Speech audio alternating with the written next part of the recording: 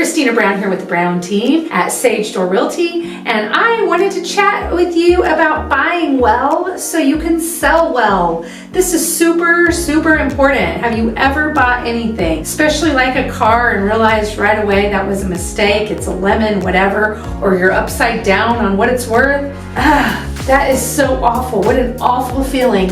But how much more awful if you did that with a home? So we're trying to come up with ideas to help you avoid that. And you know, part of what can be tempting is when the market is really hot and fast moving and you've made offers on things and it's a seller's market. You may have a temptation to settle, but never settle. Always remember you want to buy well so you can sell well, because once you own that home, it is yours. What can you do to ensure you're doing a good job when you're picking out the one? Well, I have some pointers to help you, and we want to help you buy well so you can sell well. You never know, you may plan to live in this next home the next 20 years, but you know, you never know. Life happens. You may get a job transfer. Your family situation may change. It may grow or it may shrink, and just what your needs are may change. So you just never know.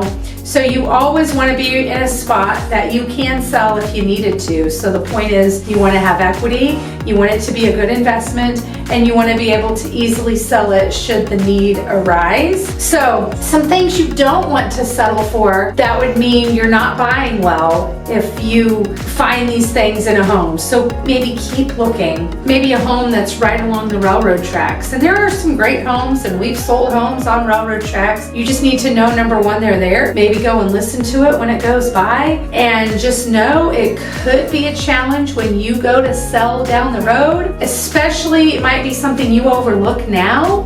If you're buying in a hot market where anything will sell, this is one of those things that may bite you later if it's a different kind of market when you sell. The same thing along those lines is if you have a very steep driveway or a steep lot. A steep lot, really where the backyard slopes in towards the house, can lead to foundation issues, which can be very costly. And then you'll feel like this house is costing me so much money, it's a lemon.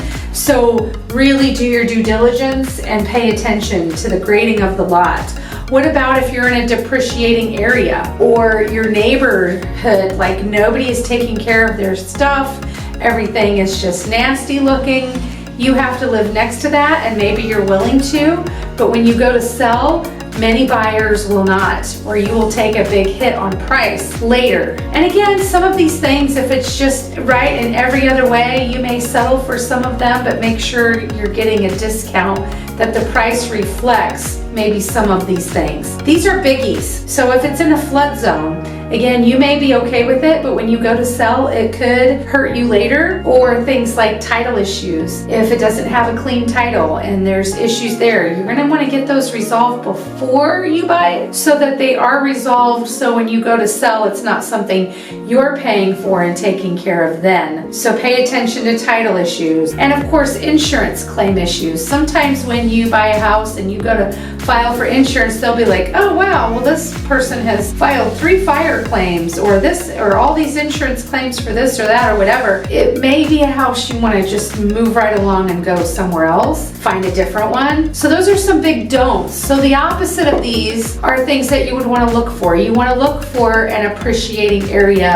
with a great school district where the neighbors are taking care of the property and it looks like, you know, it's growing, and you just want to know that it's appreciating, that the area is improving, that it's not going downhill. Or if it's going downhill, again, you better get it for a discount, and you better be okay with that, because when you go to sell, it really could hurt. You, of course, want to make sure it has a solid foundation, really good, solid structurally, or else you are going to spend so much money on that before you can sell it. So solid foundation. Make sure, of course, title issues are clean before you buy a property, so when you go to sell, you won't have to face those issues. Do your due diligence. Look, take your time, be patient, but these are things that are really, really, really hard to get around, or you're going to take a big cut in price if you face any of these issues. So be particular. Always remember when you're looking to buy well so you can sell well. Hope that helps. Have a great day.